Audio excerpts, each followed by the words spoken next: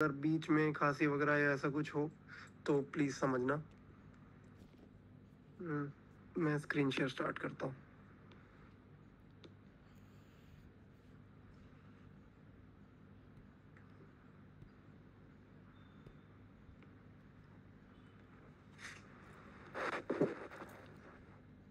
ठीक है, तो हाइपोथेसिस टेस्टिंग के लिए ना हमारे जी वैल्यू का ग्राफ बहुत ज़्यादा इम्पोर्टेंट हो जाता है।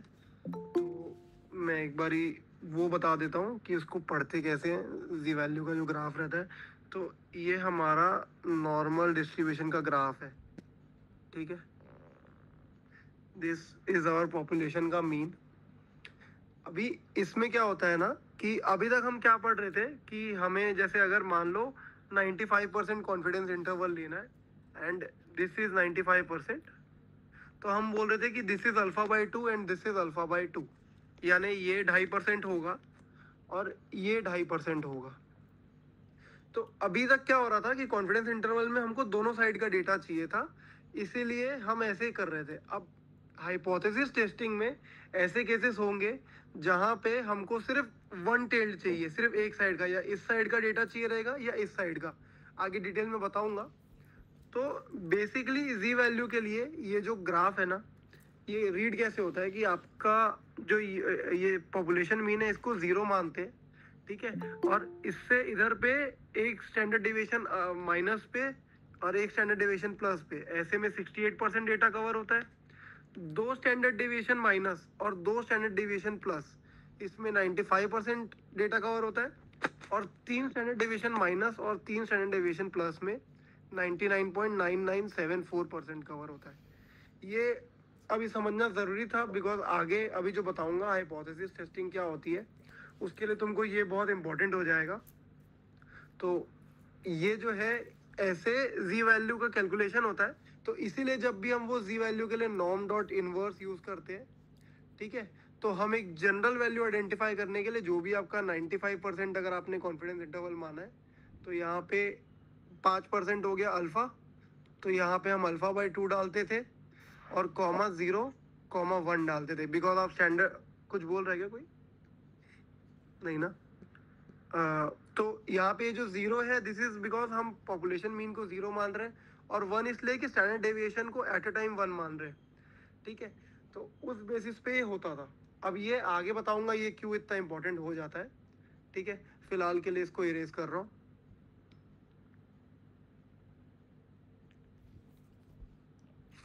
ठीक है, हाइपोथेसिस टेस्टिंग के लिए ना गाइस एकदम स्टेप बाय स्टेप प्रोसीजर है। सबसे पहले आपको क्या करना है कि आपको कोई भी क्वेश्चन दिया रहेगा, तो वो क्वेश्चन में आपको आइडेंटिफाई करना है कि आपकी नल हाइपोथेसिस, जिसको H0 कहते हैं, नल वाली, वो क्या है और अल्टरनेट क्या है। जैसे क्लास में एग्जाम्पल हुआ था एक कि एक्साइड बैटरीज का एग्जांपल था कि वो लोग क्लेम कर रहे थे कि मिनिमम 2 इयर्स तो आएगी ही आएगी बैटरी लाइफ। और जब लोगों ने बाद में सैंपल लिया और सैंपल लेके चेक किया, तो सैंपल की ना 1.8 कुछ आ रही थी। तो अब ऐसे केस में क्या होता है कि जो इनिशियल क्लेम है, सॉरी, जो इनिशियल क्लेम है, स्टेटस को जिसे कहते हैं कि भाई अगर उन्होंने बोला है कि मिनिमम 2 साल तो लाइफ आएगी ही आएगी, तो इस केस में आपकी नल हो जाती है। जो आपका एकदम बेस केस है कि भाई उन्होंने बोला है कि जो मेरी एवरेज बैटरी लाइफ है, जिसको मैं म्यू बोलता हूँ क्योंकि पॉपुलेशन का मीन बोलते हैं ना, तो average battery life of all people who are using the Exide batteries, वो मिनिमम 2 इयर्स तो आएगी ही आएगी। ठीक है, ये हो जाती है इस केस में आपकी नल हाइपोथेसिस। तो फिर अल्टरनेट क्या हो जाएगी, जो ये नहीं है, जो नल नहीं है, तो वो क्या हो जाएगी, लेस देन 2 इयर्स। ठीक है, ऐसे होती है, ये फर्स्ट स्टेप होती है। एक क्वेश्चन के साथ पूरा लाइन से करूंगा, अभी सिर्फ एक ब्रॉड ओवरव्यू दे रहा हूँ।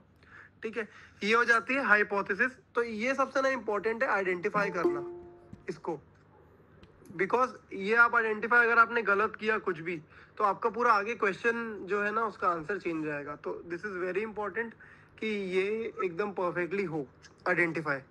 ठीक है, और इसके बाद क्या होता है, इसके बाद आप लेवल ऑफ सिग्निफिकेंस, जिसको हम अल्फा, पहले भी मैंने बताया था, लेवल ऑफ सिग्निफिकेंस को अल्फा बोलते हैं, ये आप आइडेंटिफाई करो। तो अब जो हाइपोथेसिस टेस्टिंग के क्वेश्चन आएंगे ना, इसमें मोस्टली आपको अल्फा नहीं दिया रहेगा जैसे पहले दिया रहता था। इसमें आपको खुद से मानना है 1%, 5%, या जैसे 2% भी रहता है, 1%, 2%, 5%, 10%। जनरली ये चारों वैल्यूज के बीच में ही खेलते हैं। 10% is also very far of, मुश्किल है। तो ये तीन वैल्यूज के बीच में खेलते हैं। अब ये जो है ना, ये इस बेसिकली आप क्वेश्चन का क्राइटेरिया देखोगे कि जैसे अब ये बैटरी वाला केस था, तो भाई आप देखोगे कि मेरी जो पूरी पॉपुलेशन है, अगर उसमें से 1% की लाइफ या 2% बैटरीज की लाइफ अगर 2 साल से कम भी होती है, तो शायद मेरे को दिक्कत नहीं होगी, because that is very small amount. तो उस केस में आप 1% या 2% लोगे। बट इन केस आप 5% करते कंसिडर, तो ये बहुत ज्यादा बड़ी वैल्यू हो जाती है। तो लेवल ऑफ सिग्निफिकेंस ना इस बार जजमेंट बेसिस पे रहेगा। क्वेश्चन में बहुत रेयर चांस है कि आपको दिया रहेगा, आपको इसको जज करना है।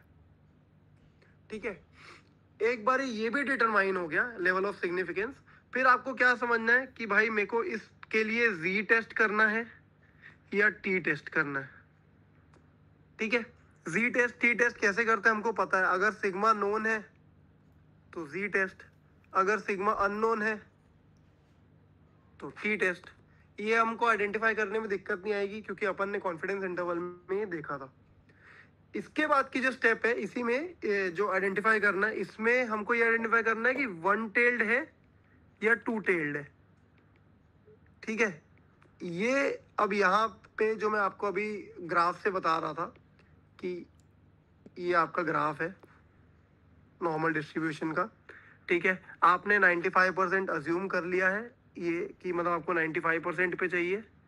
अब यही एक्साइड बैटरी वाले केस में आपका जो पॉपुलेशन का मीन है, वो आप 2 मान रहे हो कि 2 सेंटर पे, और अपन ने यहाँ पे कंसिडर किया था 2।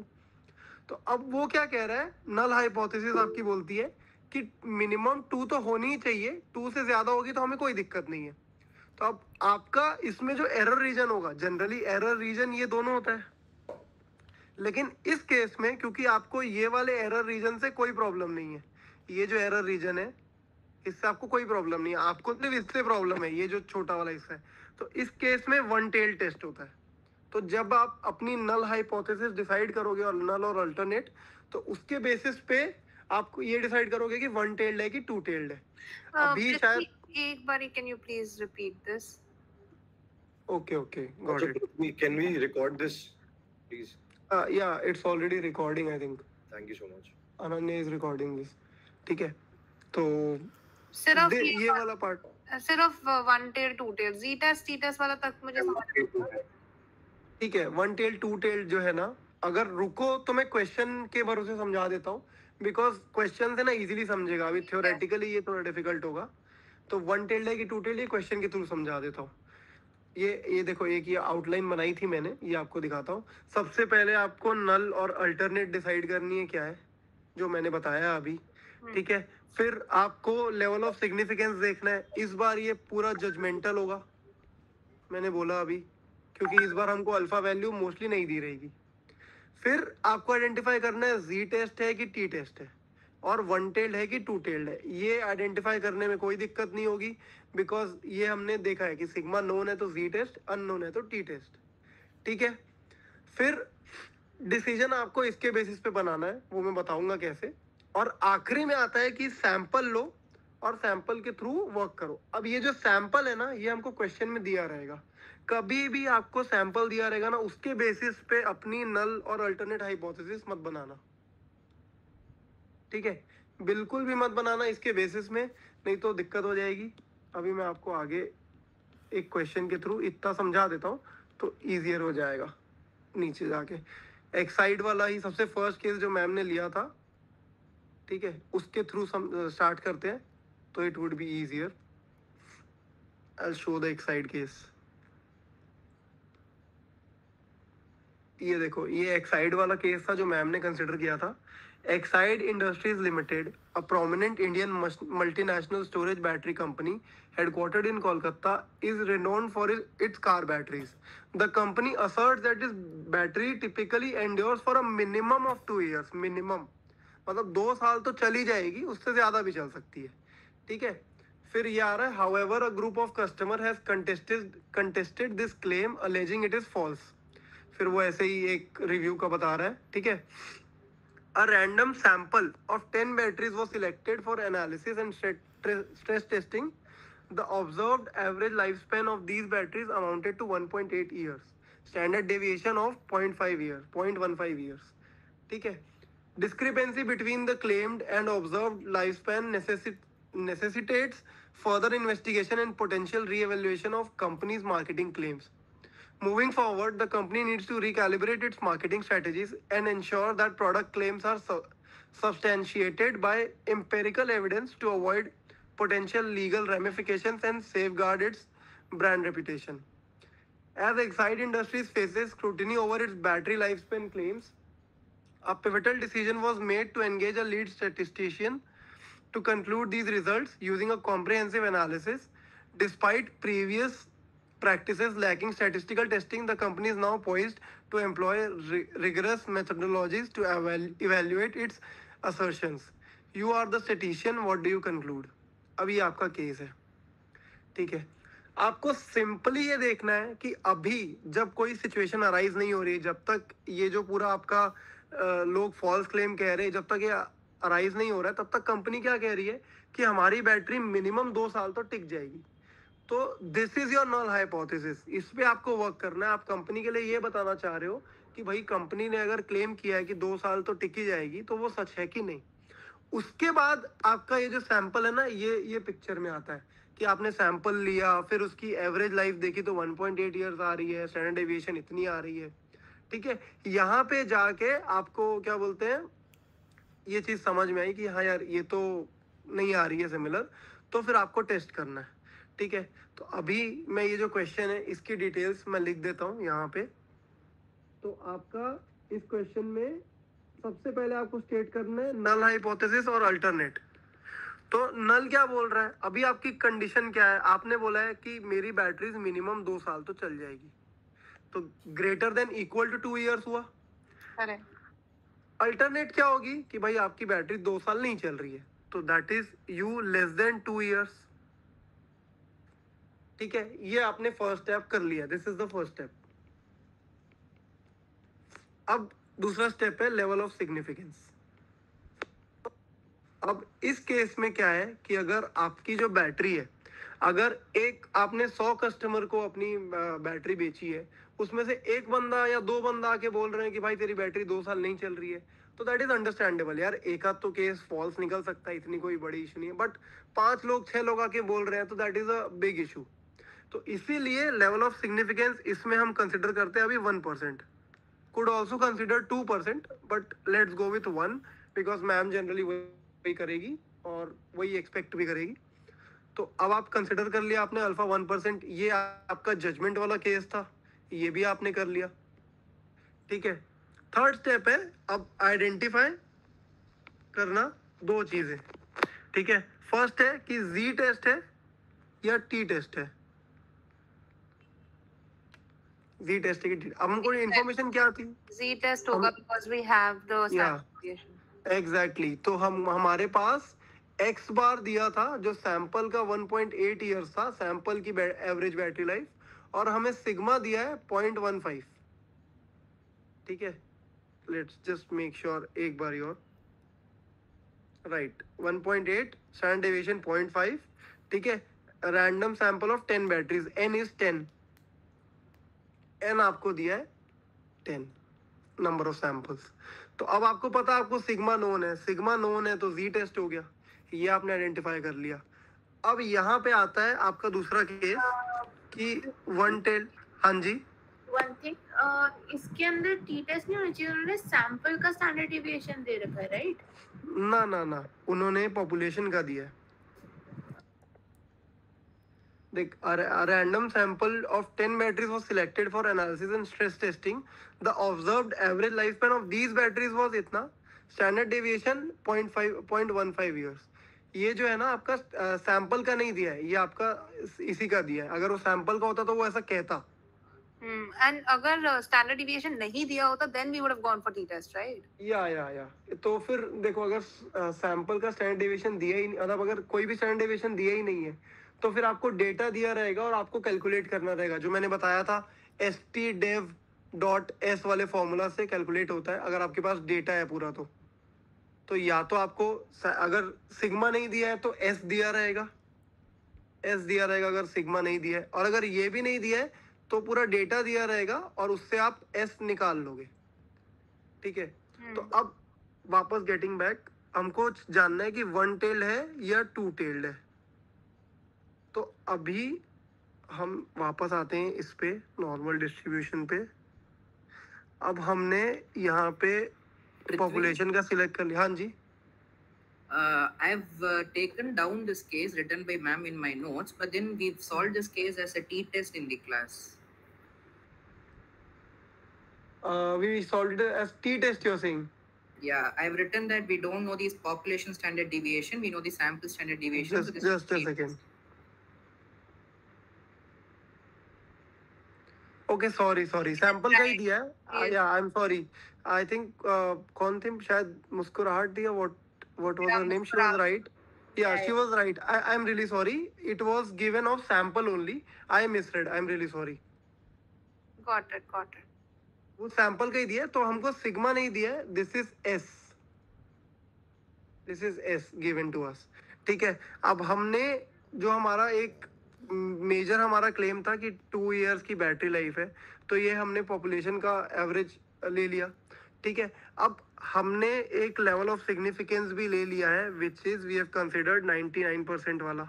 हाँ, 1%। अब यहाँ पे कंफ्यूजन क्या आता है कि आपको ये जो दोनों एरियाज है, इसमें से अगर आपकी, what does this denote? That your average battery life is greater than 2 years, ठीक है? देयर इज अ 1% चांस कि your average battery life is greater than 2 years. तो आपको इससे कोई दिक्कत है क्या? कोई दिक्कत नहीं है, हमको इससे कोई दिक्कत ही नहीं। अगर बैटरी की लाइफ 2 ईयर्स से ज्यादा है तो कस्टमर तो खुश ही होगा। हमको दिक्कत है इस चीज से, जहां पे अगर वो लेस देन 2 ईयर्स हो रहा है, लेस देन 2 ईयर्स, तो कस्टमर आके चिल्लाएगा, यार तुमने क्या बैटरी दी है, इसकी एवरेज लाइफ ही नहीं है उतनी। तो इसीलिए वन टेल टेस्ट हम लेंगे, इसीलिए आप टू टेल टेस्ट नहीं लोगे। इसके लिए जी वैल्यू इतनी इंपॉर्टेंट हो जाती है और ये चार्ट इतना इंपॉर्टेंट हो जाता है। आपको समझना पड़ेगा कि आपकी नल हाइपोथेसिस क्या बोलती है, और उसके बेसिस पे आपको ये चीज से दिक्कत है कि नहीं, कि सिर्फ इसी चीज से दिक्कत है, ठीक है मेहर? अभी गॉट इट, अंडरस्टूड। तो अब ये समझना, अगर हम ये 99% इसको लेते, तो कंसिडरिंग दिस फैक्ट, ये हमारा जो अल्फा होता, यहाँ पे 0.5% आता और यहाँ पे 0.5% आता, करेक्ट? बट हम क्या बोल रहे हैं, हमारा मेन मुद्दा क्या है कि हमें देखना है कि 1% बैटरी जो है वो अगर लेस देन 2 इयर्स भी निकली तो चलेगा। तो you have to consider this whole region as 1%। ये जो पूरा रीजन है ना, इसे 1%। Yeah. Mridula and somebody else they raised their hands for some reason. Okay. भाई बोलो ना यार। सवाल है तो पूछ लो, then we'll move forward. Hi Prithvi, you can go on. My doubt was basically when you said कि 1%, when we know that 1% is, greater than 2 years, तो हमें पता ही है कि 99% नहीं है. If that is our hypothesis. नहीं, कैन यू प्लीज रिपीट? में मतलब समझा नहीं आप क्या बोल रहे हो। मतलब my question is also kind of similar to Khushboo's question. उसमें क्या कह रहे हैं, हमने अभी क्या देखा ग्राफ में कि हमने 99% डेटा निकाला है, तो जो आउटलायर्स है दैट इज लेस देन 2%, ऐसा हम कंसीडर कर रहे हैं। या मतलब आप बेसिकली ये बोल रहे हो कि अभी इसको मैं अगर फिर से बनाऊं तो, कि आपको ये जो सेंटर में आ रहा था 2, अब यहाँ पे 1% चांस है कि it would be less than 2 years your battery life. तो आपको ये आउटलायर से दिक्कत है, ये आउटलायर से दिक्कत नहीं है। तो 99% जो है, अगर आपका डेटा इस रीजन में लाई करता है, तो you are not in a problem. This is where the problem occurs. So Prithvi, this is the assumption, right, that we are taking 1%. या it's purely an assumption and I told अभी start में कि it has to be judgemental this So, time. like anything, 5%, 95% कुछ भी. Yeah, you can take 5%, but that is where the judgment comes in, na. That if you assume you are selling to 100 people and 5 of them are objecting on the battery life, so it would still be considered a marginally big number. So that is why 1% case in this, 1% or 2%. इस case में क्या हो जाता है कि you have claimed something very strong, तो आप 5% भी लोगे ना तो that is still lot of error region that you are showing up कि यार ये बहुत बड़ा एरर रीजन है. That is why we are considering 1% only. ठीक है. Anyone anything else? ठीक है. ठीक है, मैं आगे बताता हूँ इसको.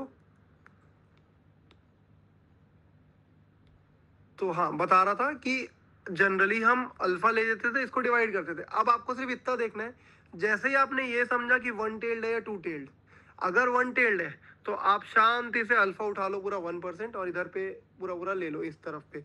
आपको इस तरफ से कोई लेना देना नहीं है. आप ये नहीं बोलोगे कि 0.5 लेना चाहिए. आपको आपकी जो डिस्क्रिपेंसी है वो 1% होनी चाहिए. पहले क्या होता था कॉन्फिडेंस इंटरवल में, ये दोनों डिस्क्रिपेंसी होती थी, ये भी और ये भी, तो हम डिवाइड करते थे अल्फा को. अब हमारी डिस्क्रिपेंसी सिर्फ एक तरफ है तो 1% पूरा पूरा इधर लेंगे हम. Got it. ठीक है. तो जब आप जी वैल्यू कैलकुलेट, अब तो मैम दे रही है बट बता रहा हूँ, जब आप इस केस में जी वैल्यू कैलकुलेट करते हैं ना नॉर्म डॉट इनवर्स, तो जनरली आप अल्फा बाई 2 डालते हो यहाँ पे. अब इस केस में आप अल्फा ही डालते 0.01 पूरा, क्योंकि आपको 1% एक साइड में चाहिए, (0,1). ऑल्दो अब मैम ये दे रही है, I am just explaining this because आप ना अल्फा जो लोगे और आप उसके बाद जी वैल्यू एग्जाम में दी रहेगी, आप वो जो उठाओगे तो आपको क्लियर रहना चाहिए. वैल्यू नहीं होना चाहिए. हाँ जी. हाँ, आई मीन इन जनरल मैं जी वैल्यू पे डिस्कशन कर रहा था. इस क्वेश्चन में टी वैल्यू होनी चाहिए. Sure, okay. I was just discussing about alpha, तो same goes for t value too ना. टी वैल्यू पे टी डॉट इनवर्स यूज होता है और यहाँ पे अल्फा ही आता है ना. करेक्ट, ठीक है. तो I was just discussing about alpha कि अब आप ये याद रखना कि आप अगर 1 टेल ले रहे हो तो आप इसको पूरा जो आपका अल्फा है पूरी अल्फा की वैल्यू लोगे आप. ठीक है गाइस? ठीक है, गोइंग अहेड ने. हाँ. ठीक है, let's go next.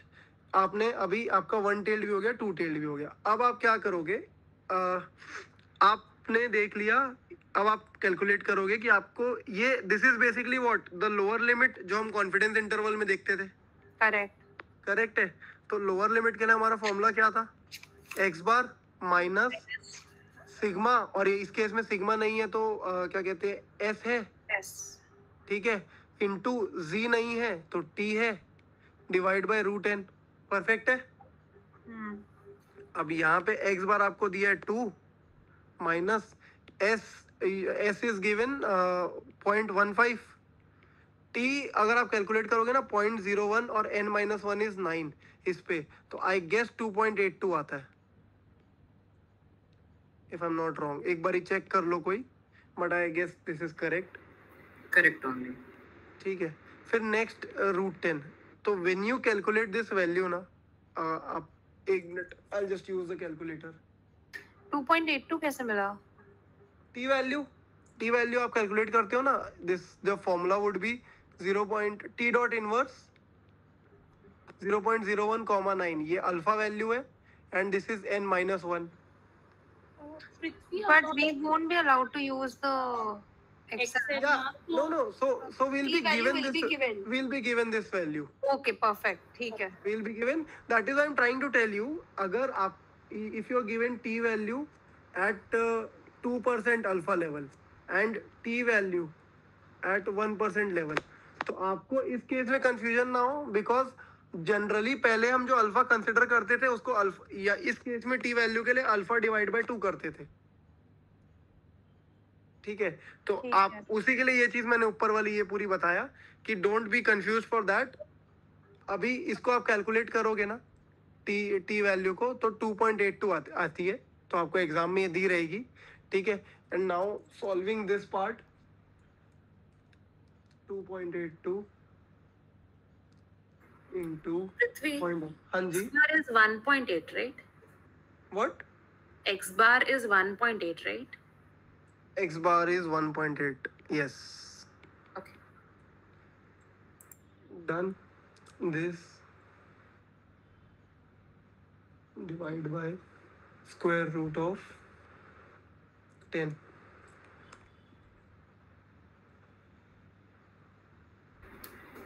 Prithvi, the formula should be Yeah. x Go bar on. minus mu divided by s bar root 10, s by root 10.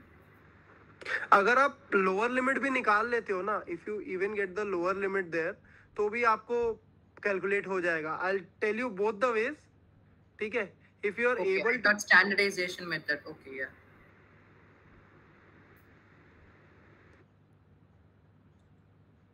Just a sec.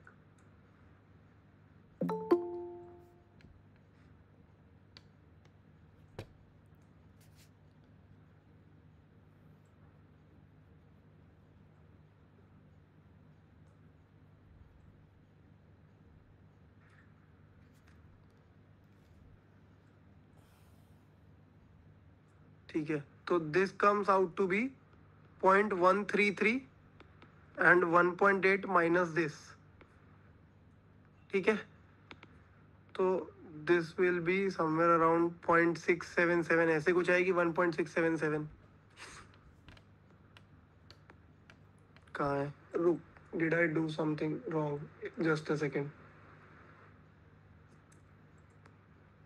The formula is, give me a second guys.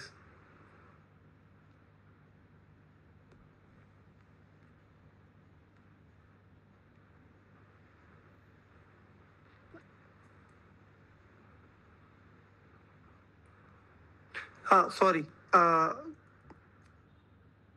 कहाँ है अपना? हाँ, तो मुस्कुराहट, this was right, this should be 2 and the reason is कि आप जो ये ग्राफ अभी बताया, आप जब ये कंसिडर कर रहे हो ना, तो आप स्टैंडर्ड वैल्यू अपनी 2 ले रहे हो. 2, गेटिंग इट? Yeah. या सो दैट वुड बी 2. ठीक है. द सैंपल का जो एक्स बार जो आया ना आपका 1.8, उसको आप इस वैल्यू से कंपेयर करोगे, जो अभी आपकी आएगी 2 माइनस 0.133, 1.86, 1.867. ठीक है. तो ये आपके ग्राफ में यहाँ पे जो इस पॉइंट पे वैल्यू आ रही है, इस पॉइंट पे, दैट इज 1.867. तो इससे कोई भी छोटी वैल्यू है, जैसे 1.8 is smaller than this value, तो आपके वो एरर रीजन में लाई कर रही है. तो that is why you won't accept this. यानी आप अपनी नल हाइपोथेसिस जो है कि उसकी life is greater than 2 years, ये आप रिजेक्ट कर रहे हो, क्योंकि वो अगर इस बीच में कहीं लाया करता, अगर ये जो वैल्यू आई, जैसे ये 1.867 आया, ये आपने लोअर लिमिट निकाली, you calculated the lower limit here. ठीक है. और 1.8 still lies before this, तो you are in the error region. That is why you reject this value and you would say कि नहीं भाई, इनका क्लेम जो था ना वो गलत है, 2 years वाला, इनका क्लेम कम होना चाहिए. Getting it? There are 2 ways. किसी ने कुछ डाउट वगैरह कुछ पूछा है क्या? नहीं, I think I got it. टेक, मतलब इसमें टेक्स्ट आया ना. ब्रो ये डिसीजन वाला एक बार समझा दे please. Okay, somebody jumped off. They'll look at the recording.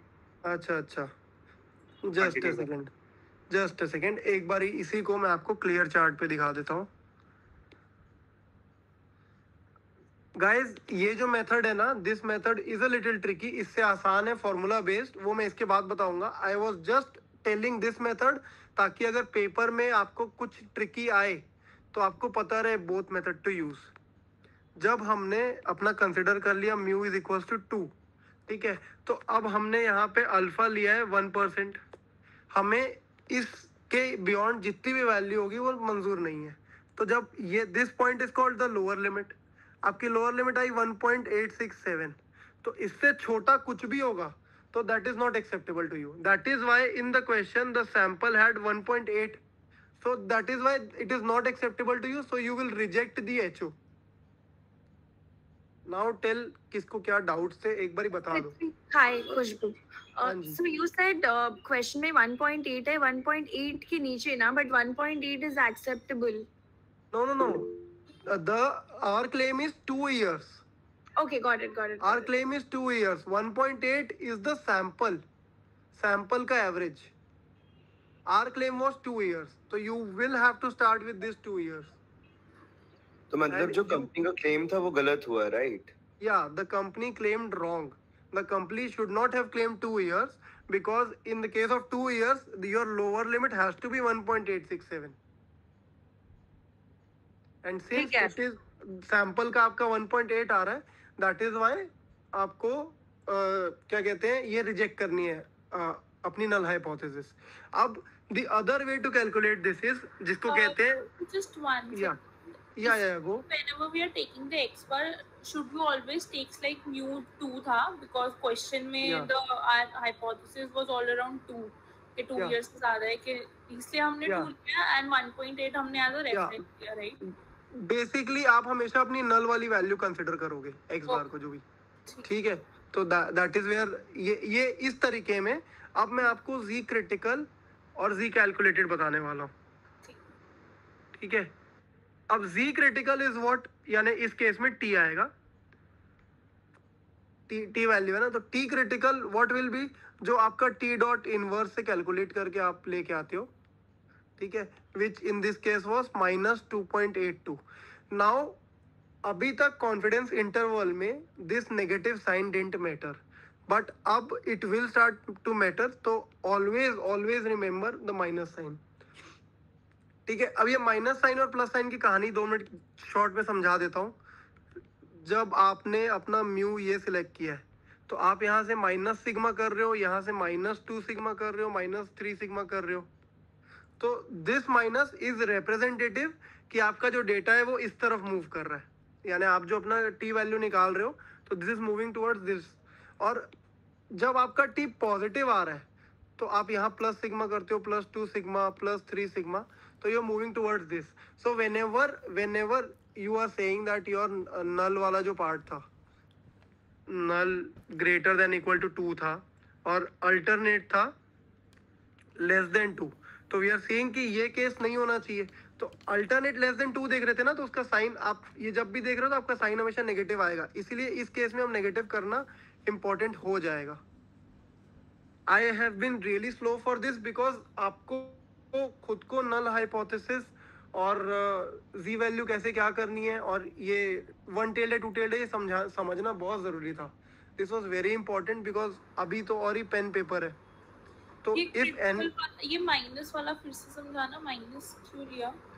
Basically if you ever less than 2 था. नहीं, basically if you are no, not because of that is I was trying to connect, let's just not connect that. आप कभी भी अपना T dot inverse formula लगा के if you calculate the value 0.02 या 0.01 पे, तो it comes out to be negative. So this negative will be important from now on. बस आप इतना याद रखो. क्यों? That is what I am trying to tell you कि जब आपका this is the mu, जब आपकी t value जो है when you consider 1% this side, 1% this side, तो आपके केस में इधर 2.82 आएगी वैल्यू और this will be 2.82.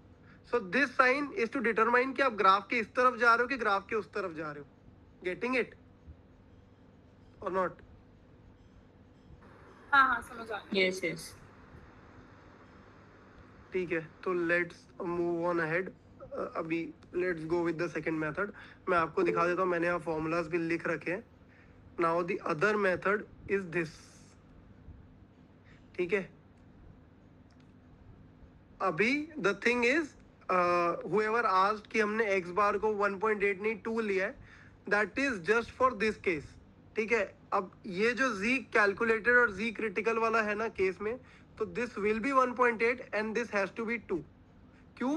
क्योंकि आप जो z क्रिटिकल निकाल रहे हो, z क्रिटिकल और t क्रिटिकल, राइट नाउ आपका नेगेटिव आ रहा है वो -2.82.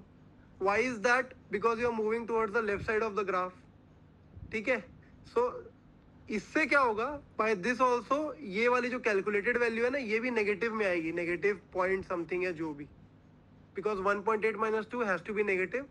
तो this is why the negative sign here becomes important.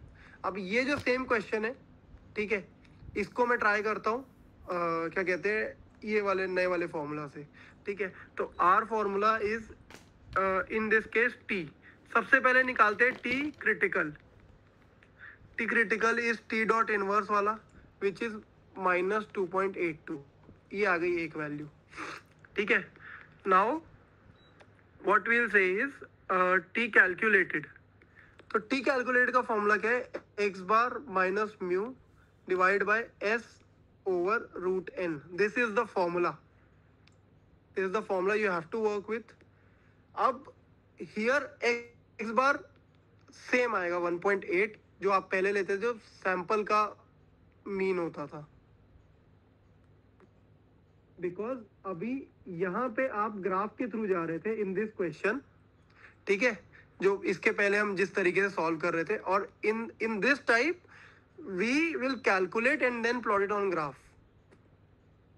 I think थोड़ा सा कंफ्यूजन हो सकता है इस चीज में, बट अभी के लिए ना मेरे को ये समझाने दो. तो x bar is 1.8. Use this method please use this method. This is easier. Formulas है, आपको कुछ भी भूलना नहीं पड़ेगा. ये आपका जैसे सैंपल मीन था वैसे ही कंसिडर हो रहा है. ये आपका पॉपुलेशन मीन था वैसे ही कंसिडर हो रहा है. मेरे को सिर्फ वो ऊपर वाला बताना था कि अगर कोई क्वेश्चन ट्विस्टेड आता है तो आप करो, but now is what we are starting the question. ठीक है, सो वी नो कि the claim is that population का मीन आना चाहिए 2 ईयर्स. सैंपल जो लिया उसका मीन आ रहा है 1.8 ईयर्स. आपका सैंपल का स्टैंडर्ड डेविएशन आ रहा है 0.15. Put it on this formula. X bar minus this s is 0.15 divide by root 10. ठीक है, I try to calculate it here. पहले डिनोमिनेटर कर लेता हूँ. 0.15 divided by square root of 10. This comes out to be 0.0474. And ऊपर में जो आ रहा है वो -0.2 आ रहा है. करेक्ट है? 0.2 divided by 0.0474. This is negative में 4.21. ये आपकी वैल्यू आई है. Now when you go to plot this on the graph, आपकी इस पॉइंट पे जी क्रिटिकल वैल्यू जिसको बोलते हैं वाज -2.82. करेक्ट? और आपकी z कैलकुलेटेड कितनी है? ये -4.21. This has to be this side, क्योंकि अगर ये 0 है और ये धीरे धीरे नेगेटिव बढ़ रहा है तो this has to be on this side.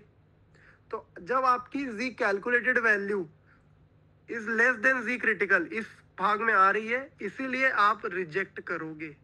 आपके एरर रेंज में आ रही है वो. ये मेथड समझा क्या? हाँ, understood. This method was much clearer. Pure formula based method. हाँ, वो मैं बता रहा हूँ ना, वो मेथड मेरे को इसलिए सिर्फ बताना था कि अगर क्वेश्चन कोई ट्विस्टेड आता है तो, बट जनरली ये मेथड होगा यूज. ये मेथड सबको समझा? हाँ. And this was easier. Yeah, stupid question. ये Yes, method yes. समझ गया. ये end में आके ये से stupid question को कौन बोला? या कंटिन्यू End में आके जो तुम reject and accept करते हो, that is based on the English of the question, right? या तो इसमें क्या पूछा था हमें? इसमें द थिंग वाज कि आपकी नल हाइपोथेसिस कह रही थी कि your battery has to be greater than equal to 2 years and the alternate was that it would be less than 2 years. अब इस केस में आप 1% एरर एक्सेप्ट करते हो. Got it? बट अभी आपने जो सैंपल लिया और सैंपल के थ्रू आपने कैलकुलेट किया तो आपका पूरा डेटा ही एरर रेंज में फॉल कर रहा है. ठीक है, तो based on the sample you concluded that the average battery is not greater than equal to 2 years because the R calculation is following in the error range. तो इसीलिए आप H0 रिजेक्ट करोगे. तो हमारा जब से वैल्यू माइनस में आना शुरू हुआ तब से मैं बोल दूं कि रिजेक्ट करेंगे? ना ना ना, हर क्वेश्चन में अलग. अब मान लो कोई चीज है जिसकी कंडीशन ये है कि भाई that has to be less than 2 और अगर वो ग्रेटर देन 2 आ रही है फिर it has to be on this side. फिर वो अब this also value will be 2.82, बस साइन पॉजिटिव हो जाएगा। अब अगर यहाँ पे इस केस में ये वैल्यू पॉजिटिव 4.21 आती, हाँ जी, गेटिंग इट, तो यू वुड रिजेक्ट इट, क्योंकि अब ये इस तरफ से एरर रेंज में है। अभी आप इस तरफ का केस कंसिडर कर रहे हो, जब आप इस तरफ का केस कंसिडर करोगे ना, तो वो वैल्यू पॉजिटिव में भी आप उस तरफ रिजेक्ट करोगे। बेसिकली आपका ये जो पूरा नॉर्मल डिस्ट्रीब्यूशन है, इसकी अगर आप इस तरफ की वैल्यू देख रहे हो तो माइनस में आएगी, तो माइनस में इससे बड़ी आएगी, इससे बड़ी आएगी तो रिजेक्ट करोगे। अगर आप प्लस में वैल्यू देख रहे हो तो प्लस में इससे बड़ी आएगी तो आप रिजेक्ट करोगे। अभी आप सिर्फ ये वाला रीजन देख रहे थे इस साइड का, तो आपकी माइनस में ये वैल्यू और माइनस में और उससे बड़ी वैल्यू आई तो आपने रिजेक्ट कर दिया। कूल, ठीक है ब्रो। ठीक है, एक बारी ना सर अभी इसको और 2-4 क्वेश्चन प्रैक्टिस करेंगे ना तो आपको ये और क्लियर होते जाएगा। I am really sorry but this has to be this way, क्योंकि ये चीज ऐसी है ना कि थोड़ी प्रैक्टिस करने के बाद ही आएगी। तो अभी हम आगे क्वेश्चंस पे मूव ऑन करेंगे ना तो विल गेट टू नो मोर। तो स्टार्ट करूं नेक्स्ट क्वेश्चन? या ब्रो, ठीक है, this was the second case. You own the company Ocean and have started importing from ports of Chennai recently.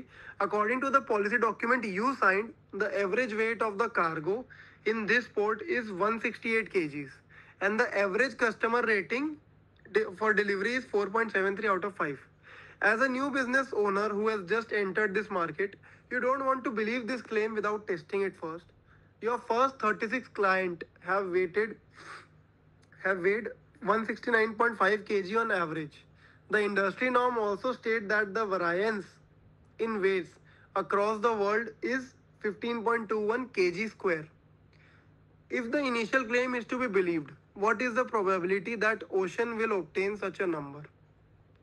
अब guys समझना, आपने जो पॉलिसी डॉक्यूमेंट साइन किया है, the average weight of the cargo is exactly 168। ठीक है, इसमें ना ये जो डिलीवरी रेटिंग वाला केस है ना, डिलीवरी की rating, that is just to confuse you. You have to consider the weight, क्योंकि आगे आप ये देख रहे हो, ये आपको आगे सैंपल भी दिया है उसी का, उसके वेट का। ठीक है, तो now what happens is, I will just go here. अभी इन दिस केस अगर आप इसको फिर ग्राफ के थ्रू सोचो, सबसे पहले तो नल और अल्टरनेट डिसाइड कर लेते हैं।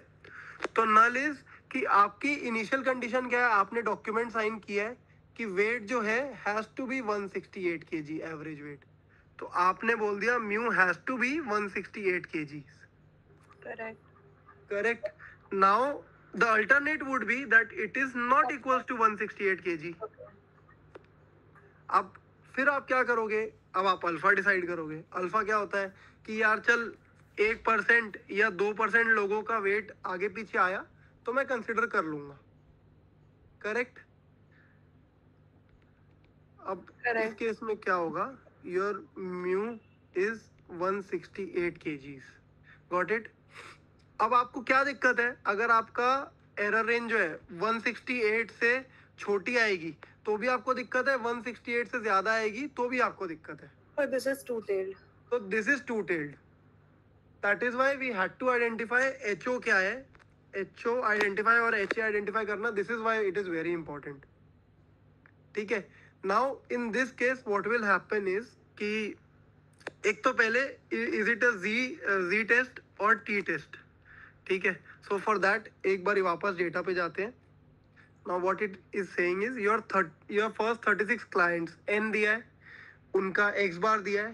The industry norms also state that the variance of weight across the world, यानी this is your population का standard deviation। Correct है? Yeah. So your Z test, no? What? Yeah, Z test. Correct. Z test. Thank you. So your mu is 168, your X bar is 169। आपके population का जो ये रहेगा, आपके जो population का है वो ये है, जो आपके सैंपल का है वो ये है। And now sigma is given, sigma नहीं, sigma square is given. Variance जो होता है ना guys, variance is the standard deviation का स्क्वायर।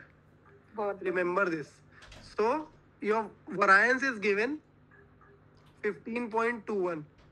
ठीक है, sigma square. You have to calculate sigma. So you'll root 15.21. This comes out to be 3.9. ये अच्छे से याद रखना. If you have confusion on variance, तो if you see the unit, it was given kg square. Look, it is given kg square and it's given variance. So you have to root it. This was just a small trick. तो keep this in mind. ठीक है.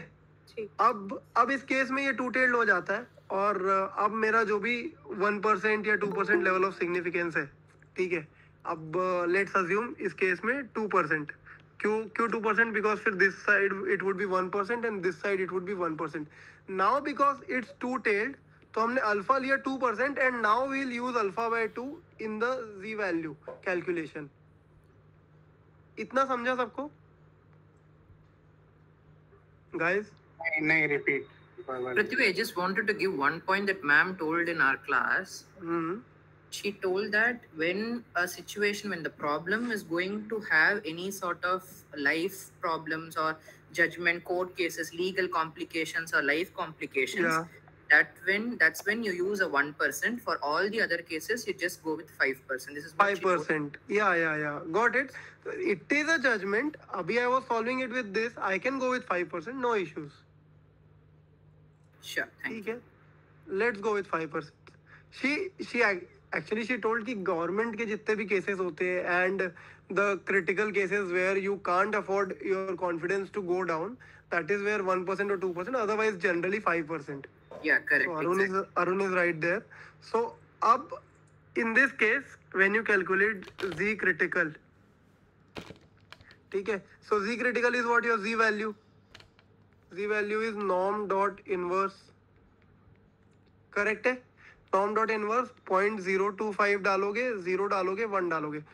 ये मेरे को कोई value दो ना फट से निकाल के, इफ किसी का एक्सेल खुला है तो. -1.96. हाँ, -1.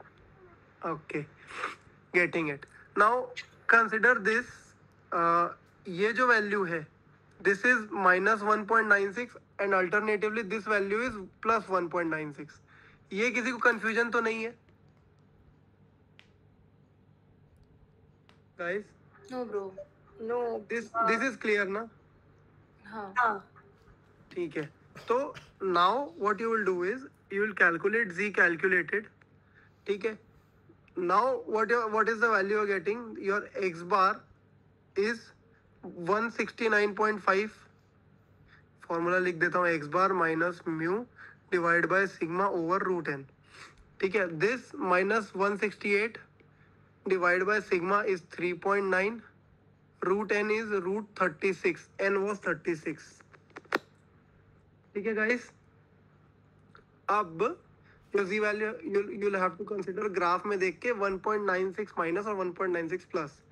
Now in this case ऊपर denominator is 1.5, नीचे is 3.9 divided by 6.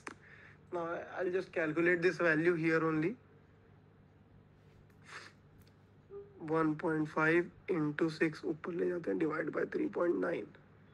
2.30. 2.30.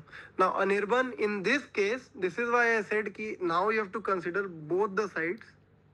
Since it is a two-tailed test, if your value was lying between -1.96 and +1.96, you would have accepted. But now this 2.30 is beyond this. Now it's in this region, this error region, 2.30. So this is why you will reject this. इतना समझा? Okay, buddy. Yeah. Anybody, any doubt? Now you're considering two-tailed. That is why your value has to lie between these two. If it is positive, so you won't be happy कि यार -1.96 इधर है, 2.3 तो इसके इधर ही होगा, तो we'll accept it. No, you also have to see because it's two-tailed, तो positive value के beyond भी नहीं जाना चाहिए. Prithviraj? Yeah. Since this is a two-tailed, is that the reason why you divided the alpha by 2 to get while calculating the Z? Yeah. Two-tailed में you will divide. Correct. Cool. Thank you. ठीक है. This is Y अब ये this comes out to 2.3, ये इस end पे आया and you are done with it. Now you will still reject this value because आपकी वैल्यू जो है वो फिर एरर रेंज पे फॉल कर गई. क्लियर है guys? Done now. Yeah. Okay. For Zcalc, guys, like for this is for everybody, are we allowed to use our phones to calculate all this? Yeah, how will we calculate it? नहीं, हमको physical calculator मतलब लेके जाना पड़ेगा, phone पे नहीं. जी कैल तो हमें देखो, ये तो हमें दिया रहेगा. This value will be given to us and this value we have to calculate using calculator, and it is specifically written that no calculator is allowed. Sharing is allowed, sharing is not allowed. Okay. I think I'll buy this thing, scientific calculator, or else I won't be able to do the square roots or whatever. You won't need normal calculator में square root का रहता है, I think so. Otherwise if नहीं रहता तो ma'am would provide की square root भाई इसका इतना है, और easy numbers like 36 का square root is 6. तो हो जाएगा, 10 का कैसे निकाले? हाँ. तो I think for those values ना it would be given to us.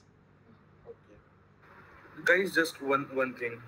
Yeah. So, we have confirmed with Nandini ma'am, normal calculator will be sufficient, not required. A scientific calculator is not required. That is why I'm saying na, either the values would be really simple like 36, or if it's root 10, you will be given the value of root 10 in the exam. Okay, just let me connect. Makes sense, Prithviraj.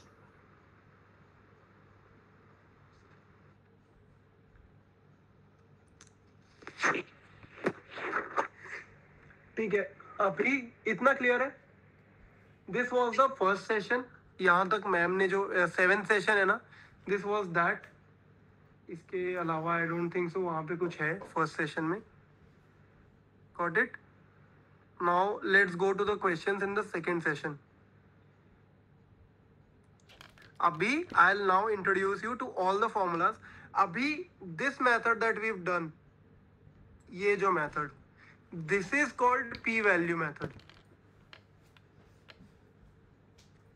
This is only called p-value method. This is how we have done it. ठीक है. और अब p-value method ना, I'll tell you all the 3 formulas. एक होता है z calculated का, एक होता है t calculated, और एक और आएगा z calculated, which is I'll show you the sheet formulas मैंने लिख रखे हैं. This z calculated value when sigma is known, तो z calculated will be x bar minus mu upon sigma over root n. When sigma not known, x bar minus mu, sigma की जगह s हो जाएगा, और this is t हो जाएगा यहाँ पे. This is t, I have written here t value. ठीक है.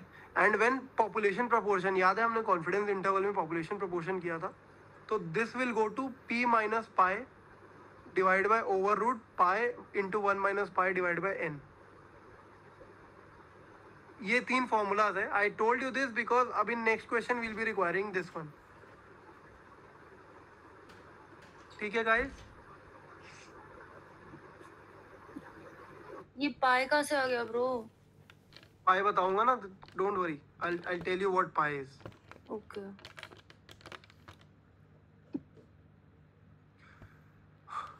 Let's go with the next questions. Population proportion वाले. ठीक है. So this was the question. The company's market research team based on extensive secondary data and industry reports estimated that 70% of the population in a tier 3 cities in India owned a mobile phone. This data formed the cornerstone of their strategy for rolling out an affordable upskilling app targeted at this segment. The dynamic marketing head for the rural business unit was skeptical of this estimate.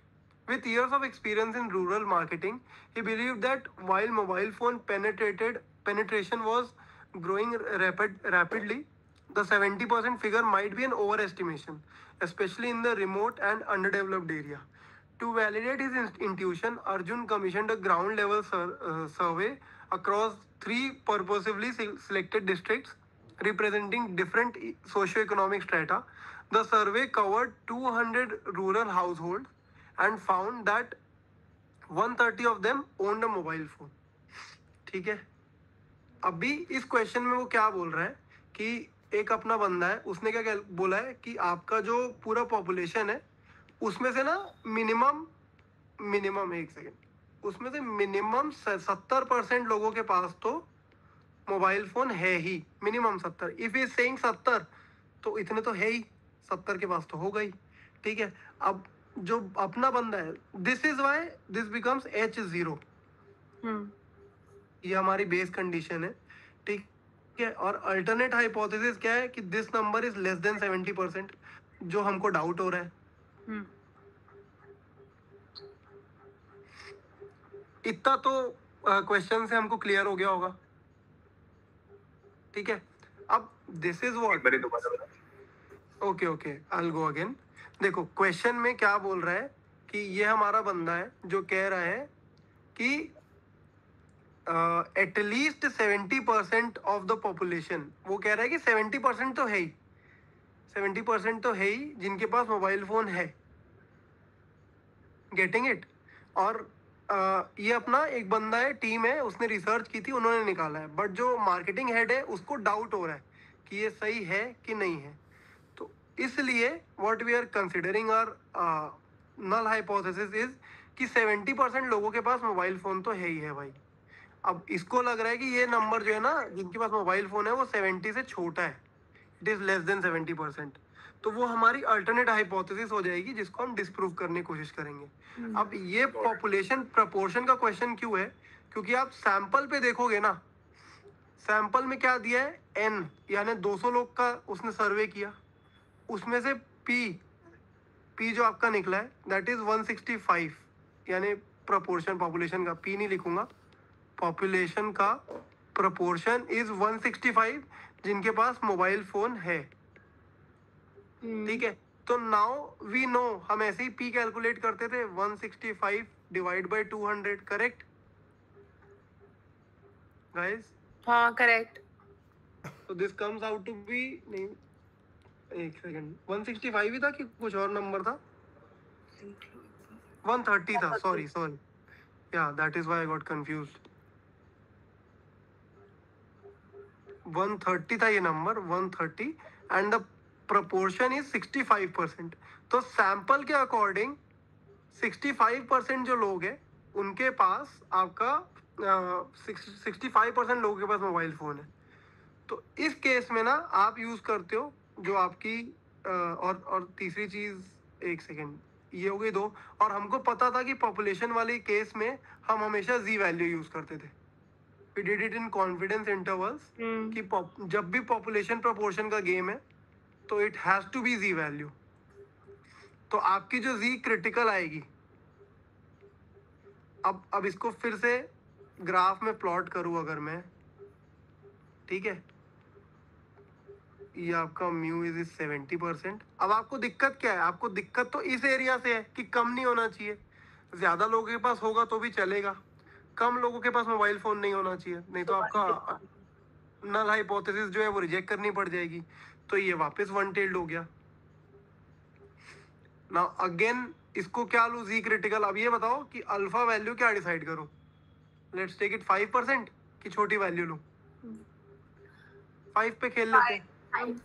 5% because it is not something very important life as a government. 5 पे खेल लेते हैं, ठीक है। तो now you will calculate this norm dot inverse. अब यहाँ पे वन टेल्ड है तो दिस हैज टू बी 0.05, यहाँ डिवाइड नहीं करोगे, सिर्फ 2 टेल्ड के केस में डिवाइड करोगे, ठीक है। I'll calculate this value. I'll calculate this value.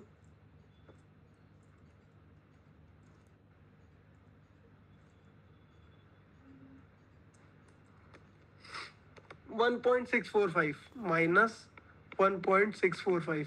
अभी आपको समझ में आया ये मैं नेगेटिव साइन पे रिलेवेंस क्यों दे रहा था, क्यों बोल रहा था कि यहाँ पे नेगेटिव साइन इंपॉर्टेंट हो जाता है, क्योंकि आप ग्राफ के किस साइड में हो उसके लिए आपको ये नेगेटिव साइन बहुत इंपॉर्टेंट हो जाता है कंसीडर करना, ठीक है।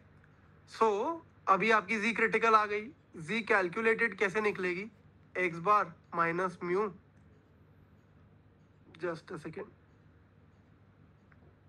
Sorry, x bar minus mu divided by under root pi 1 minus pi divide by n. अब आप लोग बोल रहे थे कि पाई क्या है, तो पाई इज नथिंग बट 70%, जो अपना क्वेश्चन में दिया हुआ था कि भाई आपकी नल हाइपोथेसिस थी उसमें कितना परसेंटेज दिया है। पी आपका कैसे निकला, सैंपल के थ्रू निकला। पाई क्या है, जो हमारा नल हाइपोथेसिस में कंसिडर्ड है, सो that is 70%। Simply sorry, x bar minus mu नहीं रहेगा, एक second, this will B P minus pi. Got it. तो P आपका था 0.65 यानी 65%, माइनस पाई था 0.70 70%, divide by under root pi is 0.70, 1 minus pi is 0.30, divide by n, n was 200। ठीक है गाइस, कैलकुलेटिंग द रूट वाली वैल्यू 0.7 इंटू 0.3 डिवाइड बाय 200, 0.0324। ठीक है, ऊपर की वैल्यू आएगी 0.05 नेगेटिव और नीचे की 0.0324। Now I will just go ahead and divide this 0.05 divide by 0.0324, correct. हाँ, this comes out to be negative में 1.54।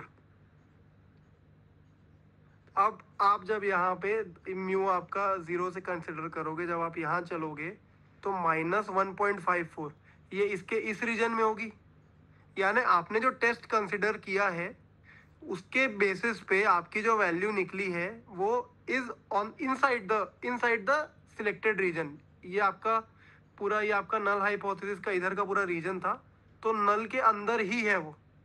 तो आपकी जो H0 है नल, उसको आप एक्सेप्ट कर लोगे, बिकॉज अब 1.654 के इस तरफ एक्सट्रीम में वैल्यू नहीं आई है, वैल्यू इस तरफ आई है, and we have no problem क्योंकि वो हमारे डेटा सेट पे लाई कर रही है। ये क्वेश्चन में किसी को डाउट? No bro. ठीक है, लेट्स मूव अहेड।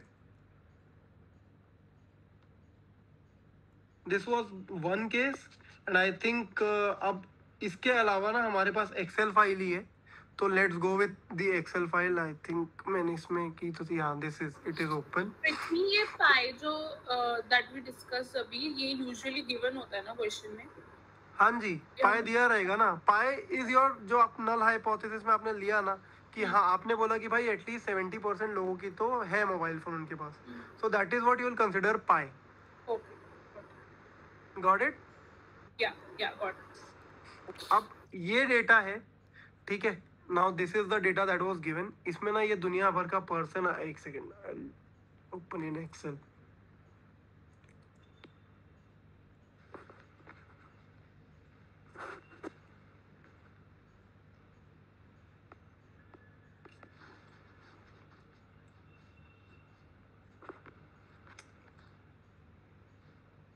सॉरी, एक सेकेंड गाइस।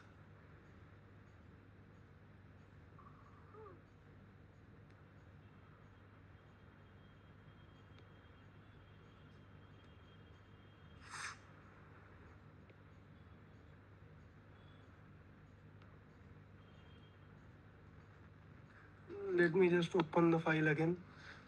अभी खुल गई।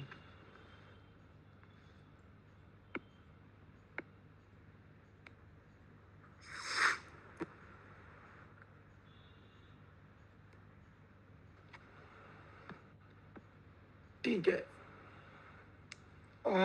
ये जो है ये डेटा दिया है हमको फिर से। नाउ इसमें ना ये पर्सन आईडी, ये training on sericulture, crop insurance, this is all just time pass. कोई डेटा की वैल्यू नहीं है। जो वैल्यू है ना ये इनकम पर एकड़ की है और ये जेंडर की है, वो हमको दिखेगा आगे। ठीक है, अब इसके इस शीट में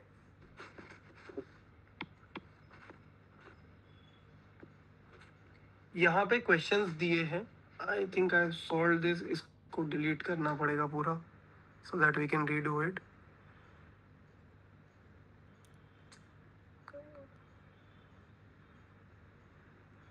अरे यार, जस्ट अ सेकेंड।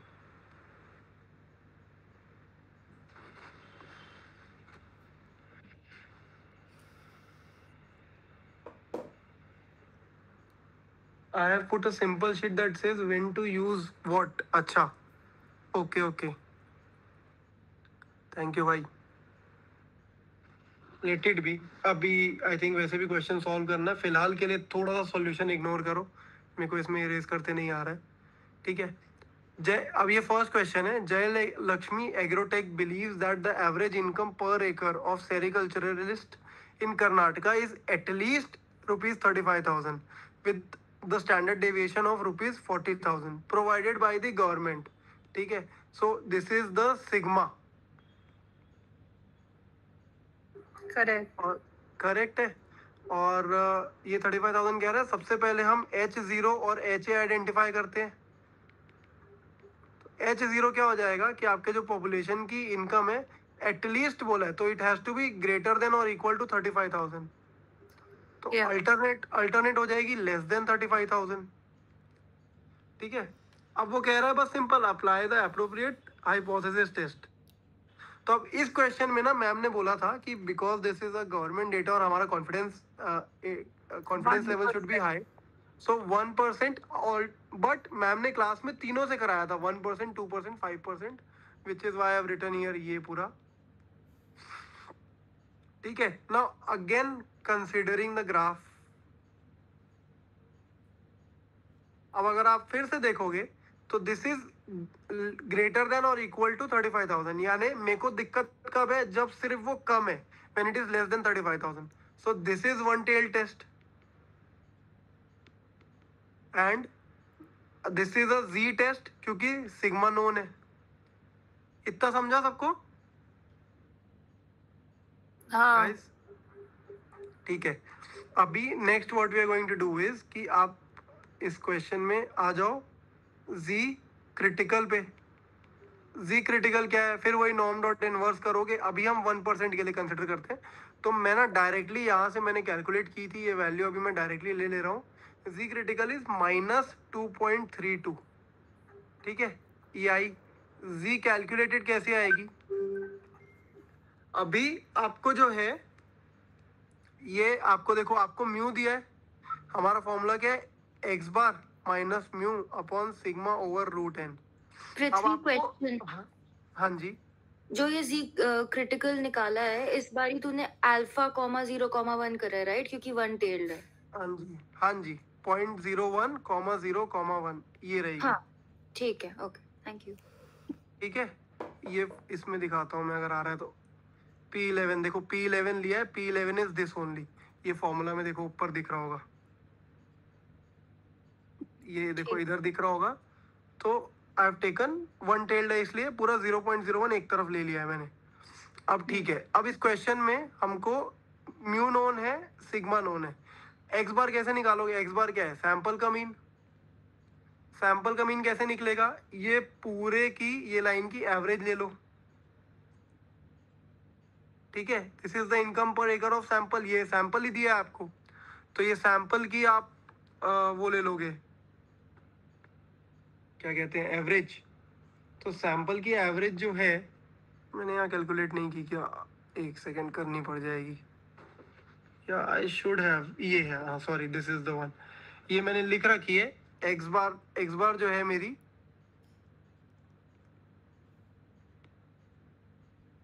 एक्स बार मैंने यहाँ निकाल रखी है, तो मैं अभी डायरेक्टली ले रहा हूँ।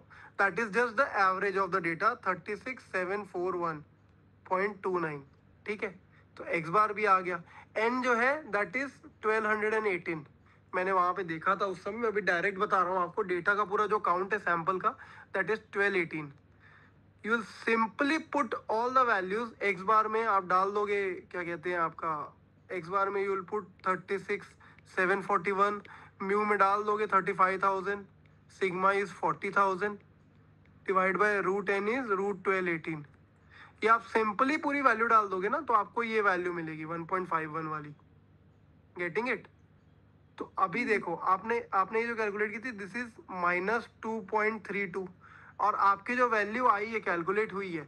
अब इस केस में समझना, दिस इज फॉर अनिर्बन, इससे तुमको और क्लैरिटी मिलेगी।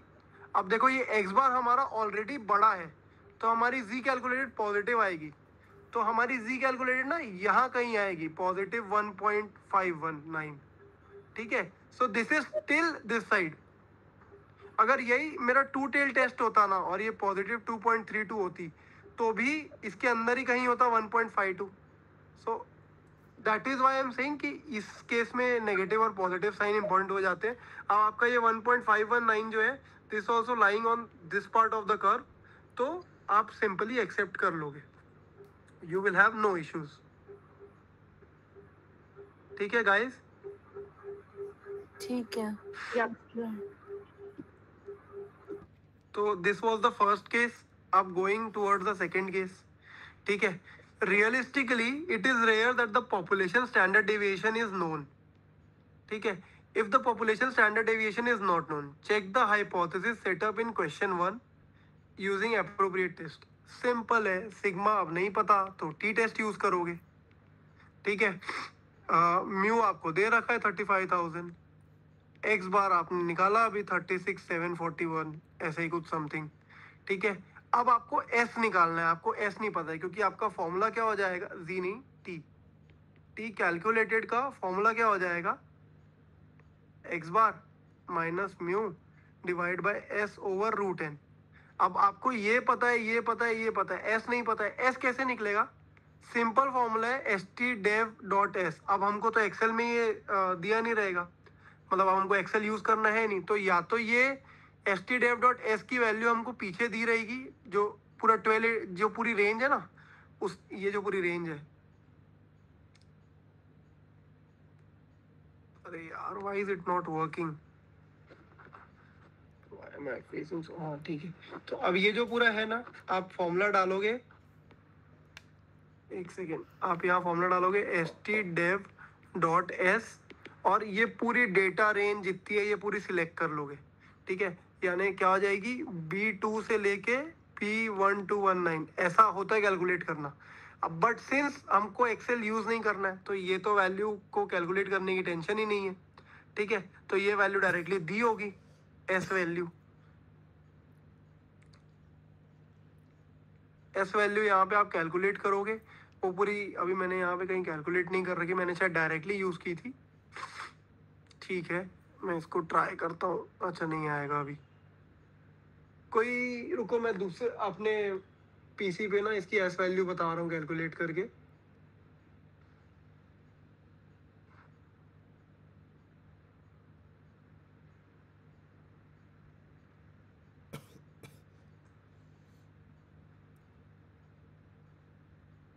Four 41175 guys. एस वैल्यू आ रही है 41175. This are s value. N value पता है हमको 1218, मतलब रूट डायरेक्ट डाल दिया था, सॉरी 1218. अब आप सिंपली इसको ये फॉर्मूला में डाल के निकाल लोगे. ठीक है. और आपकी जो टी क्रिटिकल है वो मैंने यहाँ पे निकाल रखी है 1.475. ठीक है. तो ये आपका बना ग्राफ, ये आपकी है -1.475 और आपकी जो टी कैलकुलेटेड वैल्यू आई है दैट इज स्टिल पॉजिटिव, क्योंकि आपका एक्स बार जो है दैट इज बड़ा इस साइड आएगी. Getting it? या तो तू इंट्यूटिवली सॉल्व कर रहा है अभी. अभी क्या कर रहा हूँ? इंट्यूटिवली करा तूने, मतलब लाइक यू सेड कि ऊपर वाला क्योंकि पॉजिटिव होगा. नहीं नहीं, आपको तो आप देखो ना, ये जो एक्स बार, एक सेकेंड, जो ये एक्स बार है ये आपको क्या पता है कि 36,741 है माइनस म्यू इज 35,000. अब अगर ये वैल्यू ग्रेटर है ऑलरेडी इससे, तो आनी तो वैल्यू पॉजिटिव ही है. नीचे से कुछ नेगेटिव हो ही नहीं सकता. जो नेगेटिव होगा ऊपर डिनोमिनेटर से होगा.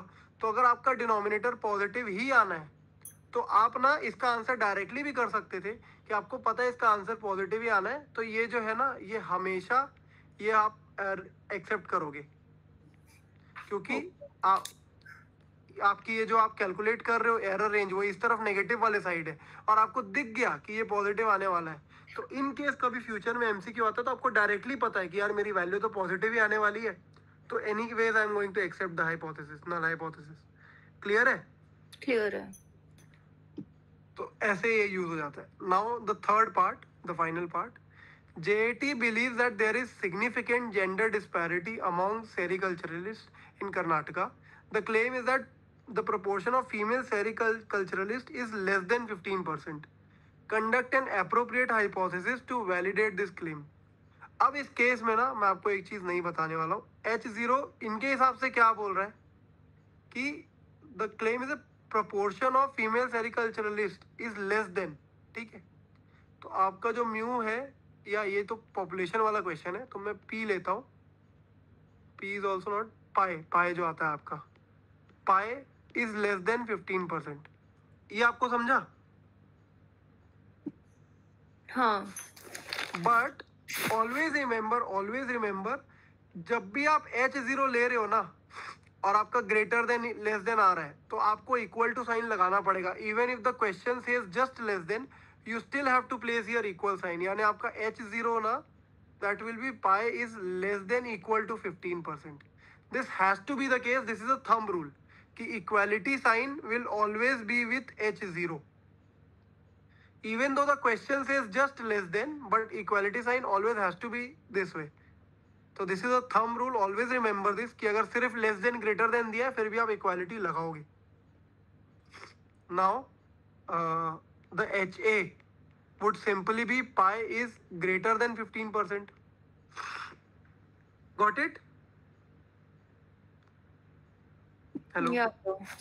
ठीक है, तो अब नेक्स्ट सिंपल है. अब आपको P कैलकुलेट करना है. P कैसे कैलकुलेट करोगे?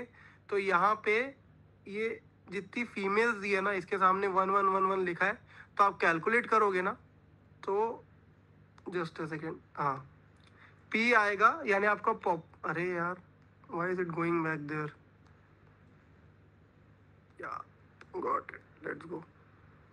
पॉपुलेशन प्रोपोर्शन जो आएगा, that will be 116 if I remember correctly. और ये P आ जाएगा 116 divided by 1218 because your N was 1218. You have, अब जो आपका ये वाला, इसके लिए Z calculated वाला फॉर्मूला है, इसके लिए क्या है? P minus pi divided by under root pi 1 minus pi upon N. You will simply use this. ये देखो, ये मैंने निकाल रखा है 116. ठीक है, तो आपका जो P आ रहा है दैट इज 0.09 यानी 0.095 यानी 9.5% समथिंग. तो अब आपको पता है कि यहाँ P की वैल्यू डाल रहे हो 0.095 और यहाँ पाई की वैल्यू डाल रहे हो 15 यानी 0.15.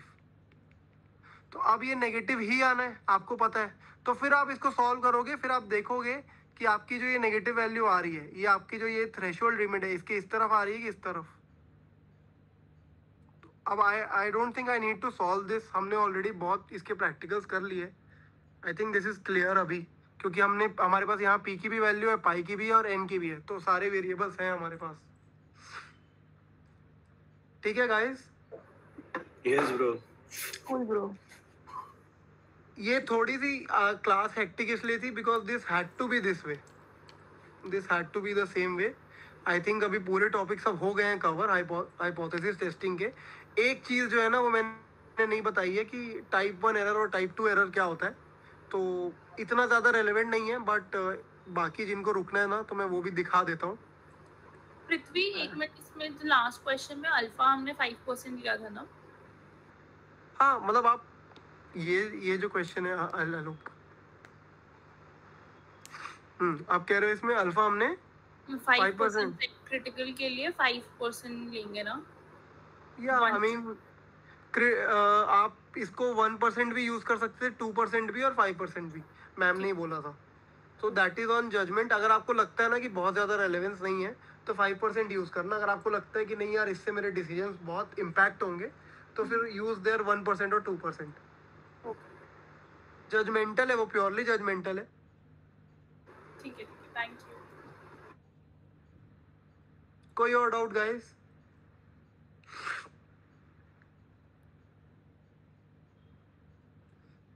चलो फिर डन है ये. मैं बस एक छोटी सी